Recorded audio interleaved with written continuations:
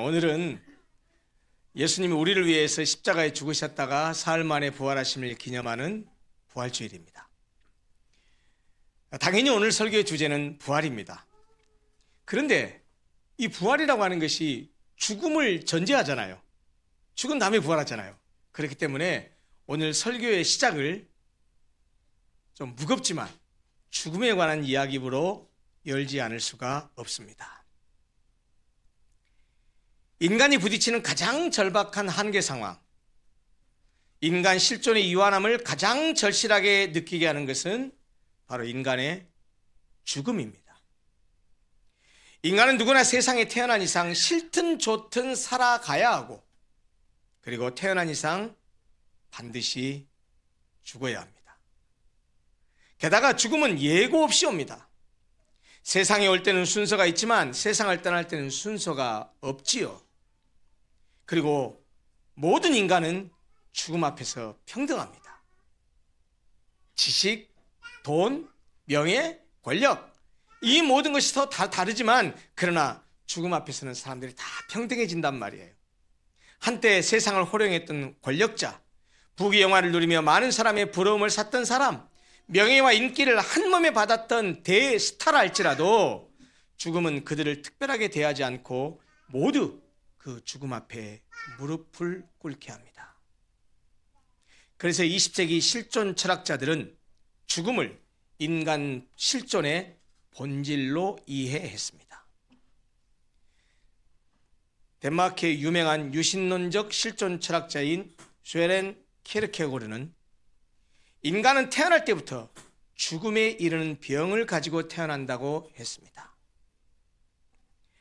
독일의 실존 철학자 하이데거는 인간을 세상에 던져진 존재요, 그리고 죽음에 이르는 존재라고 했습니다.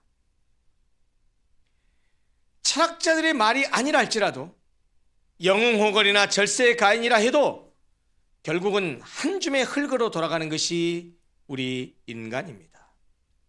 모든 인간은 죽음을 피할 수도 없고 죽음에서 벗어날 수도 없습니다. 도대체 이 죽음이라는 불청객은 어떻게 우리 인간에게 찾아오게 되었을까요? 왜 모든 사람이 죽음 앞에 항복하고 백기를 들게 되었을까요? 성경은 이렇게 말합니다. 죄로 인한 타락 때문이라고요. 최초의 인간이요 모든 인간의 대표자였던 아담이 절대로 따먹지 말라라고 했던 하나님의 명령에 불순종하여 선악과를 따먹어서 죄를 짓고 타락함으로써 죄가 세상에 들어오고 그 죄로 인해서 사망이 왕노릇하게 되었습니다. 죄 때문에 모든 인류가 죽음 아래 놓이게 되었다는 말입니다. 인류는 힘써 싸워서 죽음을 극복해보려고 온갖 노력을 다했지만 누구도 죽음을 이기지 못했습니다. 여러분, 현대인들이 왜 건강식품에 관심을 갖죠? 왜 운동에 관심을 갖죠? 다 오래 살려고 그렇습니다. 죽음으로부터 좀 멀리 떨어지려고 하고 어차피 죽음에 이르게 되지만 그 죽음을 좀 멀리 늦춰보려고 애를 쓰는 겁니다. 여러분 잘 아시죠? 불로초를 구했다라는 진 시황제. 승로반의 이슬을 먹고 영생하려고 했었던 한 무제도 결국은 모두 죽었습니다. 아무리 몸부림치고 발버둥을 치고 힘쓰고 애쓰고 노력해도 죄가 쏘는 이 죽음의 화살을 피한 사람은 하나도 없습니다. 그런데 그 죽음을 이기고 정복해서 다시 살아나신 분이 있습니다. 그리고 부활을 통해서 자신이 하나님이라는 사실을 증명한 분이 있습니다. 그분이 바로 예수 그리스도입니다. 오늘 우리가 읽었었던 본문의 말씀이 무엇입니까? 예수님이 십자가에 못 박혀 죽으시고 장사 지냈어요.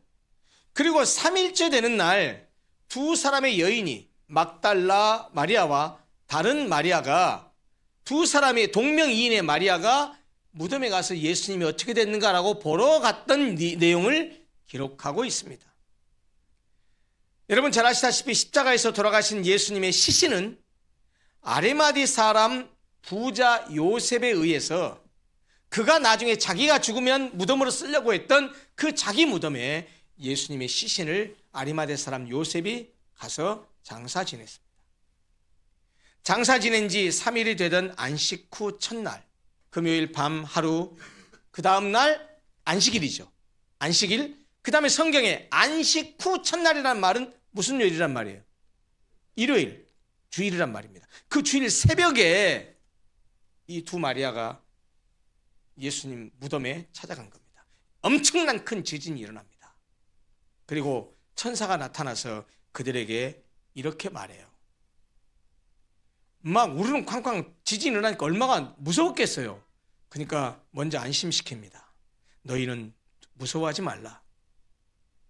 너희들이 십자가에 못 박혔던 그 예수를 다시 찾고 있는 것을 내가 안다. 근데 말이야, 그분 여기 계시지 않아. 그가 말씀하셨던 대로 살아계실 때도 분명히 내가 너희들보다 먼저 갈릴리라고 말씀하셨던 것처럼 여기 계시지 않아. 성경에 수백 수천 년보다 계속해서 예언했던 것처럼 그가 여기 계시지 않아. 그가 말씀하신 대로 살아나셨어. 와서 한번 볼래? 들여다봐봐. 이 동굴 안에 들여다봐봐. 그가 누우셨던 것을 한번 봐봐 라고 말씀하신 내용이 오늘 본문의 내용이에요. 예수께서 누우셨던 곳에는 예수님의 시체가 있었던 것이 아니고 시체를 싸고 있었던 수의만이 놓여 있었을 뿐 무덤은 텅 비어 있었습니다. 왜 그랬죠? 부활하셔서 무덤을 나가셨기 때문입니다. 여러분, 비어있는 예수님의 무덤은 예수님이 부활했다는 가장 확실한 증거입니다.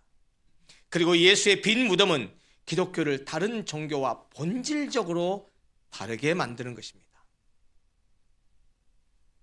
불교가 신앙하는 석가모니는 BC 563년에 히말라야 산맥 남쪽에 있는 작은 왕국인 카필라국의 룸비니에서 석가라는 민족의 정반왕과 마야 부인 사이의 아들로 태어났습니다. 석가모니라는 이름의 뜻은 석가는 종족을 말하고요, 모니는 성인이란 뜻입니다. 그러니까 석가모니는 석가족의 성인이라는 뜻입니다. 석가모니의 본래 이름이 뭡니까? 본명 고타마 시타르타입니다. 29살에 출가를 했어요. 29살에 출가해서 50년간 수행을 하면서 소위 말하는 득도를 했어요. 깨달음을 얻었어요. 부처가, 석가모니가 깨달은 깨달음은 뭐냐? 고통의 문제예요. 일체 계고, 모든 것이 고통이다. 그리고 그 고통의 원인은 뭐냐? 집착이다. 그러므로 그 집착에서 벗어나야 열반, 해탈, 니르바나의 경지에 이를 수 있다. 그게 부처의 가장 기본적인 가르침입니다. 이런 가르침을 주고 80세에 세상을 떠났습니다. 석가모니는 화장을 했습니다. 화장을 했는데 석가모니의 몸에서 사리가 나왔어요. 근데 이 스님들도 이렇게 사리가 나온다고 하는데 석가모니의 사리를 특별히 붙이는 말이 있어요. 뭐라고 하죠? 진신사리라 그래요. 근데 그 석가모니에게 진신사리가 나왔는데 그 진신사리를 8개 주변 나라에 보내서 그걸 보관하게 했어요. 어디다 보관할게요?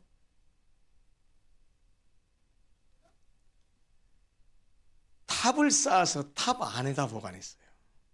결국 석가는 인간의 근본적인 문제인 죽음을 극복하지 못하고 죽었으며 또한 그 무덤을 수많은 곳에 남겨놓음으로써 죽음의 무릎 꿇은 또 다른 사람이 되고 말았습니다.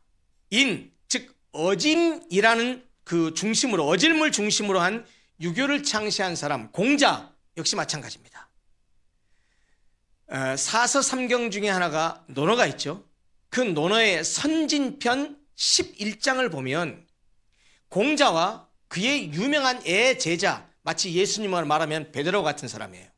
애제자인 자로 사이에 오간 대화가 있는데 그 대화의 주제가 죽음입니다. 자로가 묻습니다. 감문사. 감히 죽음에 대해서 여쭙습니다. 공자왈 미지생 언지사. 삶도 아직 제대로 모르는데 내가 어찌 죽음을 알겠느냐라는 것이 공자의 대답이었습니다.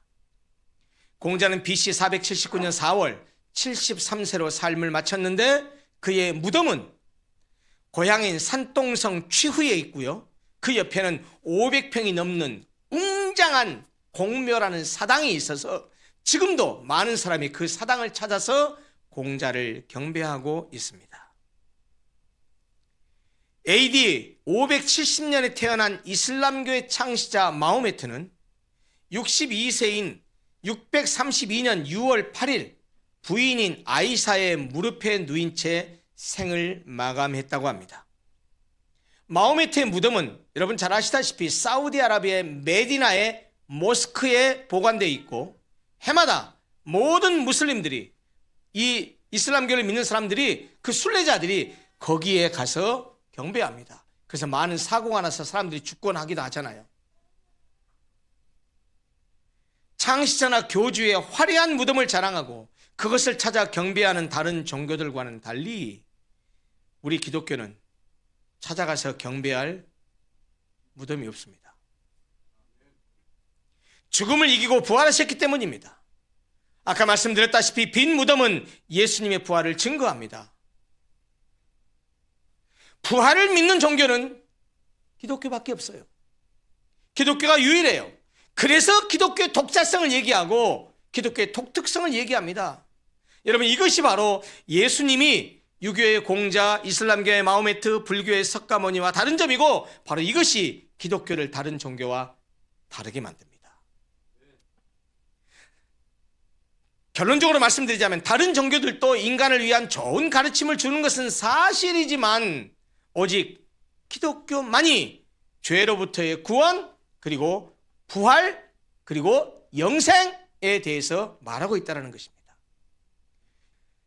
기독교 신앙의 가장 핵심적이고 가장 중요한 것 중에 하나가 뭐냐? 부활이에요.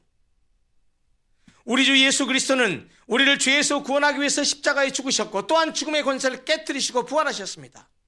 예수님 자신 스스로가 가장 비참하고 저주받은 죽임을 당했지만 예수님의 그 죽음은 죽음으로 끝나지 않았습니다.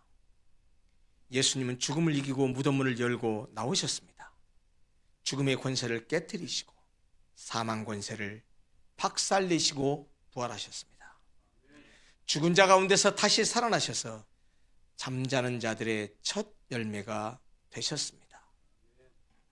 여러분, 예수님의 부활은 어디 소설책에 나오는 판타지 소설에 나오는 옛날 이야기나 꾸며낸 이야기가 아닙니다. 허황된 이야기가 아닙니다. 그것은 인간의 삶과 죽음의 법칙을 바꾸어 놓으신 새 생명의 원리이자 기적으로서 역사적 사실, 영어로 말하면 historical fact입니다. 판타지가 아닙니다. 꾸며낸 말이 아닙니다. 환상이나 공상이 아닙니다. 예수 그리스도의 부활은 죽은 자에게 부활이 있다는 사실을 보여주었을 뿐 아니라 그를 믿는 우리에게도 역시 똑같은 부활이 있다는 사실을 보여주신 역사적 사건이라는 말입니다. 그런데 말이죠.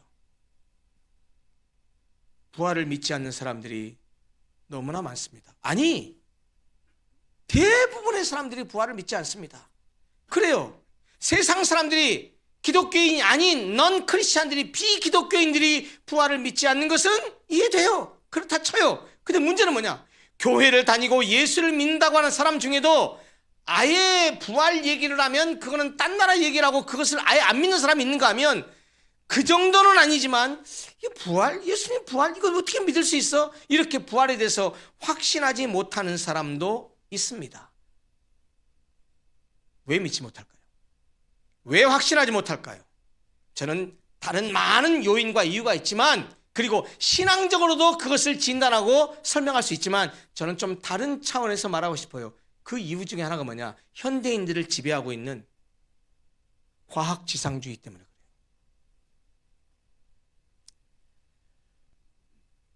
부활을 본 적이 없기 때문에 부활을 믿지 못할 뿐 아니라 부활을 사실이 아닌 예수님에 대한 신격화라고 생각하는 것이 부활을 믿지 않는 사람들의 대부분의 생각입니다. 그런데 여러분, 우리가 신앙적으로 이걸 한번 생각해 보세요. 이 온 천지 만물 누가 지었어요? 뭘로 지으셨어요? 말씀 한마디로. 빛이 있으라니까 있었고, 그 홍해를 육지처럼 건너가게 하시고, 그리고 예수님의 다른 기적들, 안진병이 이렇게 세우고 오병이어 기적을 이렇게 세우고 눈먼 자를 눈뜨게 하고, 이런 능력이 하나님이라고 한다면 죽은 자를 살려내는 것쯤이야. 그게 뭐가 문제가 되겠어요? 우리는 경험적 과학적 사고의 틀에 갇혀가지고 그런 일은 있을 수 없어라고 하는 선입견과 그런 자기 확신 때문에 믿지 못하는 것이죠. 전능하신 하나님이 어떤 존재인가를 생각하면 얼마든지 그것을 믿음으로 받아들일 수 있다라는 말입니다. 오히려 부활을 믿지 않는 사람들은 부활은 없다라고 하는 자신의 믿음을 정당하기 위해서 허무맹랑한 주장을 하기도 합니다. 그 중에 어떤 사람들은 제자들이 예수님의 시신을 훔쳤다고 합니다. 그러나 여러분, 그 당시의 무덤은 완전 무장한 로마 군인들에서 철저히 봉쇄당하고 지키고 있었습니다. 시신을 훔치는 것은 불가능했다는 말이에요. 어떤 사람들은 예수가 죽지 않고 기절했다가 깨났다고 말합니다. 기절했다가 깬 것을 부활했다고 그렇게 말하는 것이다라고 말하는 사람도 있습니다. 그러나 그것은 로마식 사형 방법인 십자가형의 특성을 모르는 사람들이 하는 이야기입니다. 십자가형은 기절이 아니라 필연적으로 죽음에 이르게 하는 가장 극단적인 로마의 사형 방법입니다. 또 어떤 사람들은 제자들이 병사들을 매수하거나 병사들과 짜서 시체를 빼돌린 후에 제자들이 서로 입을 맞춰서 예수가 부활했다고 거짓말을 한 것이고, 그 말이 많이 회자되면서 예수 부활이 사실처럼 돼버렸다라고 말하기도 합니다. 여러분, 이 말이 무슨 말이냐면 제자들이 모여서 야, 예수님 부활한 거야, 우리 다니면서 그렇게 얘기해야 돼 하고서 다 그렇게 다녔대요. 그러다 보니까 진짜 부활한 것이 돼버렸대요. 여쭤볼게요. 제자들이 다 어떻게 죽었어요? 왜 죽었어요? 죽은 이유가 뭐예요? 예수 부활을 전하다가 죽었어요. 그러면 그들이 입을 맞춰서 거짓말을 그렇게 하고 그거 얘기하다 죽었다고 하는 그런 얘기잖아요. 여러분, 자기가 만든 거짓말을 지키기 위해서 자기 목숨을 버린 사람이 있어요? 그것도 제자들 전부가? 말이 안 되는 얘기예요. 이런 허무맹랑한 주장과는 달리 부활은 단순한 전설이나 신화로 치부할 수 없는 역사적인 사실이라는 것을 말해주는 너무나 구체적이고 신뢰할 만한 증거들이 세고 셌습니다.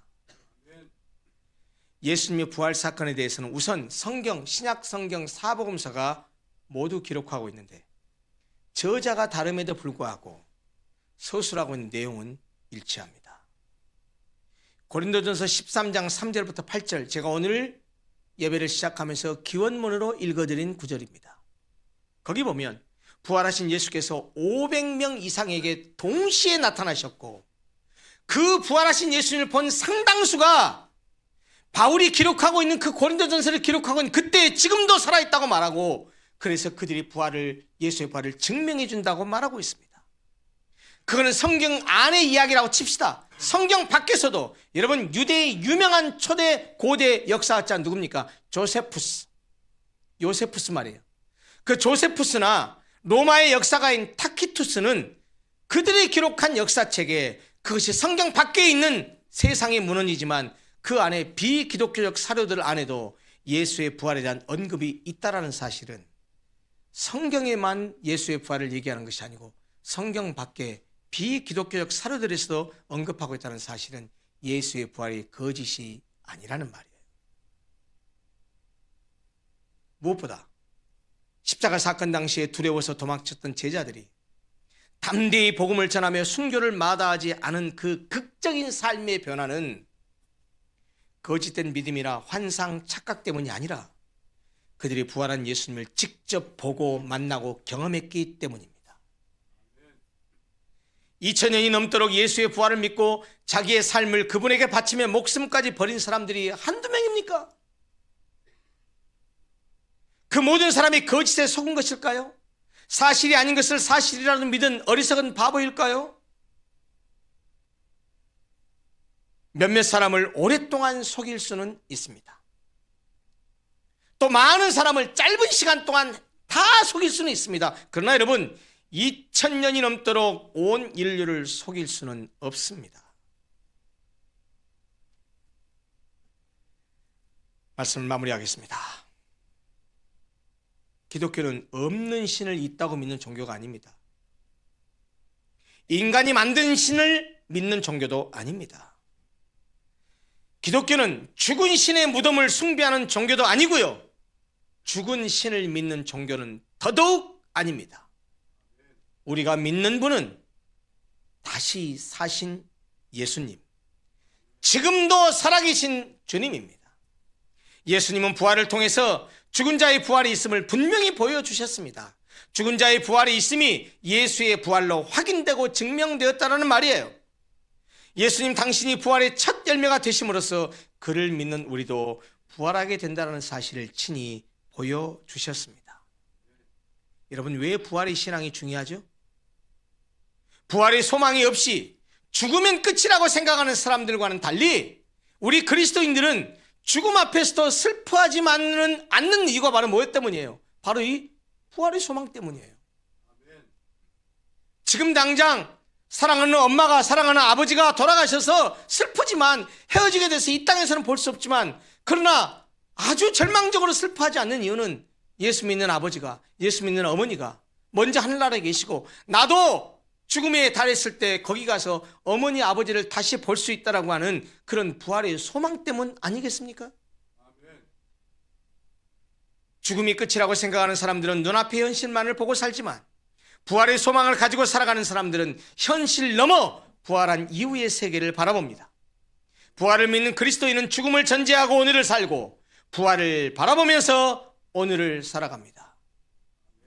우리가 세상적인 가치관을 넘어서서 살 수 있는 것도, 우리가 세상의 세상 사람과 같이 살아가지만 그들과는 다른 가치관으로, 그들과는 다른 세계관으로 살아갈 수 있는 것도 이 세상이 전부가 아니라 부활이 있음을 믿고 죽음 이후의 세상이 있음을 믿기 때문입니다.